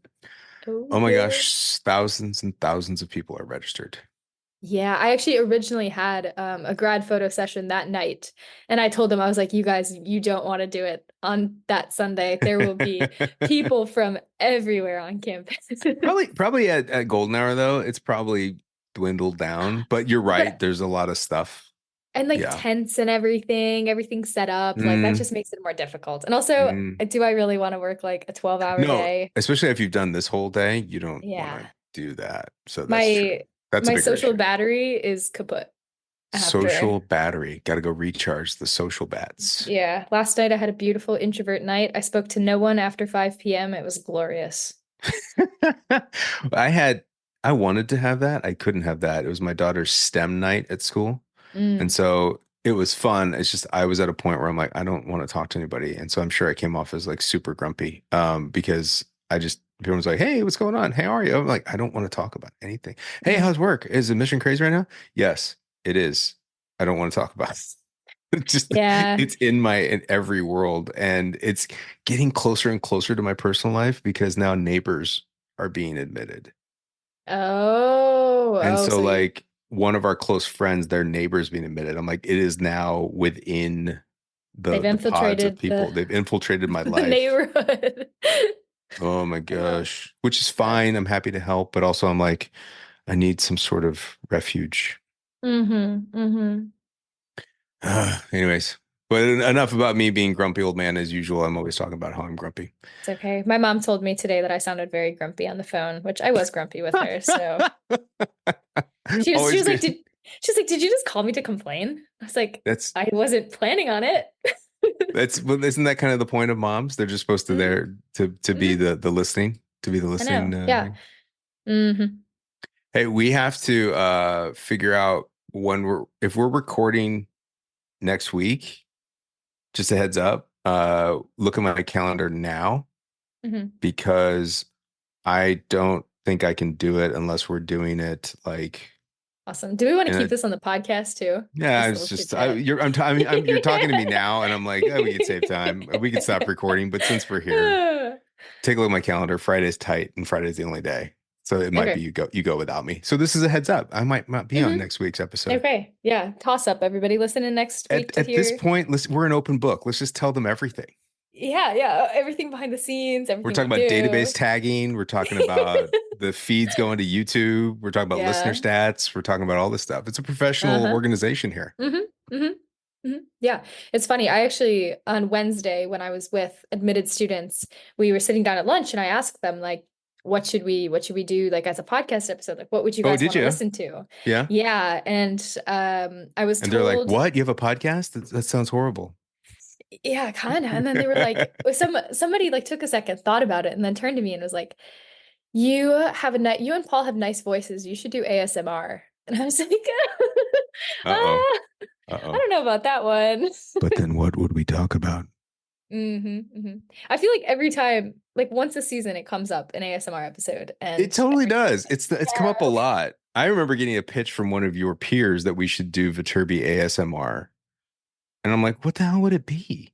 I'll leave that for you guys next year. Enjoy that one. Maybe that could be a YouTube video too.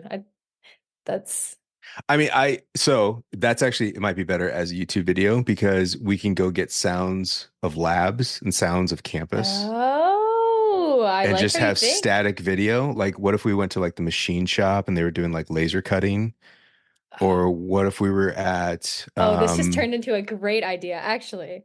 right? I mean, what if we Yeah. got the mic in there, Could in get the go ahead, fountain. Could got do the fountain? That would be amazing. You can get the car in the, oh my God, why am I Makerspace? blanking? Why am I blanking on the room? The makerspace? Yeah, no. Yes, the makerspace, but the specific room where we get it up to full speed. God, I'm blanking on on the name of the space. Can't help you out The there. room that's out, the building that was built, the small little room that was built outside so that you Oh can yeah, get it in there yeah. for testing. But basically the car goes up to full rev in there. And that would be interesting to get the mic in there to hear that. Oh, I could do like RPL with the RPL would be great. fire testing. Oh yeah, next year. We're just making all the content for the next year. This is a very We're lining up productive everything. intro We got, outro right yeah, now. we're lining up everything. We got the autocomplete interviews. We got the GQ 10 essentials. We got the ASMR videos of around Viterbi. Um, just set up a microphone next to my keyboard and listen to me type Mhm. because that's Call basically my whole typing. job. 90% of the day. This is It's the just behind the typing, scenes.